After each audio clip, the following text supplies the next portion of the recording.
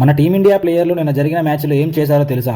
ఏదో అవుతుందని అన్నిసార్లు అడిగారు, ఎక్కడికి వెళ్తున్నావు అని.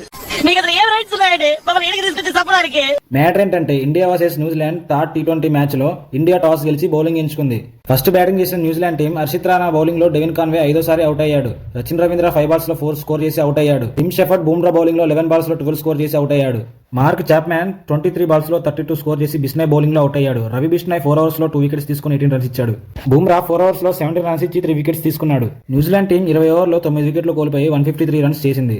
సెకండ్ బ్యాటింగ్ దిగిన టీమిండియా ఫస్ట్ బాల్ లోనే సంజు అవుట్ అయిపోయాడు. సంజు కనుక చూసుకుంటే ఈ 3 మ్యాచెస్ లో ఎక్కువ స్కోర్ చేయలేకపోయాడు. వాడు దరిద్ర దేవత మంచి స్నేహితుడు, అతనిని బాగుపరచుట బహుదుర్లభం. అభిషేక్ శర్మ ఫస్ట్ బాల్ నుంచే హిట్టింగ్ స్టార్ట్ చేశాడు. 14 బాల్స్ లో 50 స్కోర్ చేసి ఉర్రా మాస్ అనిపించాడు. అభిషేక్ శర్మ 20 బాల్స్ లో 68 స్కోర్ చేశాడు. మరోవైపు కెప్టెన్ సూర్యకుమార్ యాదవ్ 26 బాల్స్ లో 57 స్కోర్ చేశాడు. వీరిద్దరూ కలిసి న్యూజిలాండ్ సెట్ చేసిన టార్గెట్ ని 10 ఓవర్స్ లోనే కంప్లీట్ చేసేశారు. ఈ విక్టరీ తోటి టీమిండియా న్యూజిలాండ్ పై 3-0 తో లీడ్ లో ఉంది.